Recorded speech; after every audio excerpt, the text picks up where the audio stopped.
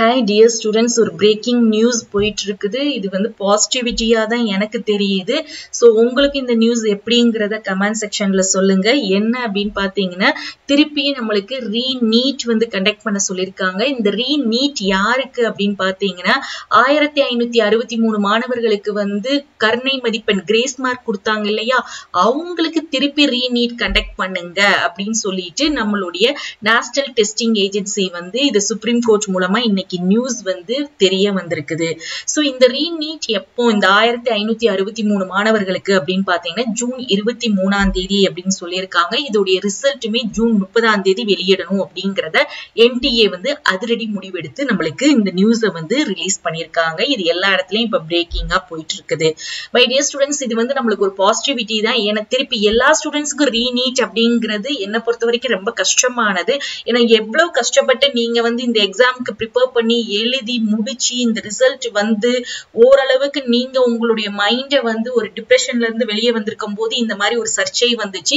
So இந்த re-NEET இருக்கிறதுக்கு எல்லா ஸ்டூடெண்ட்ஸ்க்கு இருக்கிறதுக்கு வாய்ப்பு வந்து கிடையாதுங்கிற மாதிரி தான் இந்த நியூஸ் வந்து நம்மளுக்கு ஒரு பாசிட்டிவிட்டியோட சொல்லுது.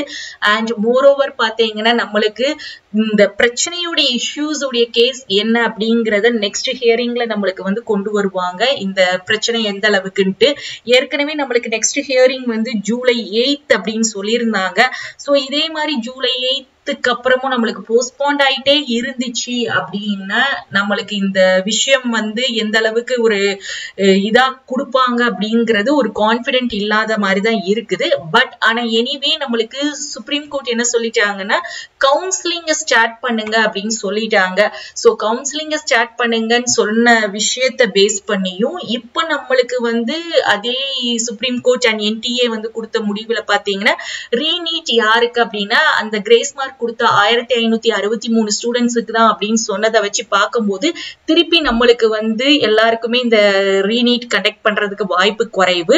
அதே மாதிரி நம்மளுக்கு கவுன்சிலிங்கும் என்ன பண்ணிருவாங்க அப்படின்னா ரொம்ப சீக்கிரத்திலேயே ஸ்டார்ட் பண்ணிருவாங்க. ஏற்கனவே நம்மளுக்கு வந்து கவுன்சிலிங் வந்து அதாவது தமிழ்நாடு MBBS BDS உடைய கவுன்சிலிங் வந்து ஜூன் 16ஆம் தேதி அப்ளிகேஷன் ரிலீஸ் பண்ண போறதாக நம்மளுக்கு தெரியப்படுத்தி இருந்தாங்க. சோ இந்த இஷ்யூஸ்னால எல்லாமே இது வந்து ஸ்டாப் ஆகி இருக்குது. சோ நம்மளுக்கு ரொம்ப சீக்கிரத்திலேயே தமிழ்நாடு MBBS BDS உடைய அப்ளிகேஷன் வந்து ரிலீஸ் பண்ணிருவாங்க. அதை பார்க்கும்போது நம்ம பாராமெடிக்கல் அண்ட் நர்சிங் கோர்சஸுக்குமே எந்த பாதிப்பும் இல்லாம இந்த மாதிரி அப்ளிகேஷனை வந்து சீக்கிரம் ரிலீஸ் பண்ணி கவுன்சிலிங்கை ஸ்டார்ட் பண்ணிட்டாங்க அப்படின்னா பாராமெடிக்கல் அண்ட் நர்சிங் கோர்சஸ் ஸ்டூடெண்ட்ஸுக்கும் எந்த பாதிப்பு இல்லாம நம்மளுக்கு என்ன ஆயிரும் அப்படின்னு பாத்தீங்கன்னா ரொம்ப சீக்கிரத்திலே கவுன்சிலிங் வந்து நடத்திடுவாங்க.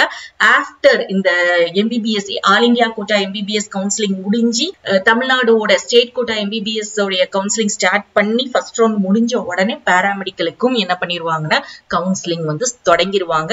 அப்படி நம்மளுக்கு அந்த கவுன்சிலிங் தொடங்கும் போது நம்மளுக்கு கட் ஆஃப் வந்து கண்டிப்பா குறையும். அது மட்டும் இல்லாம அப்ளிகேஷன்ஸ் நிறைய பேர் கவுன்சிலிங்ல பார்ட்டிசிபேட் பண்ணக்கூடிய மாணவர்களுடைய எண்ணிக்கை வந்து நம்மளுக்கு ரொம்ப குறைவா இருக்கும்.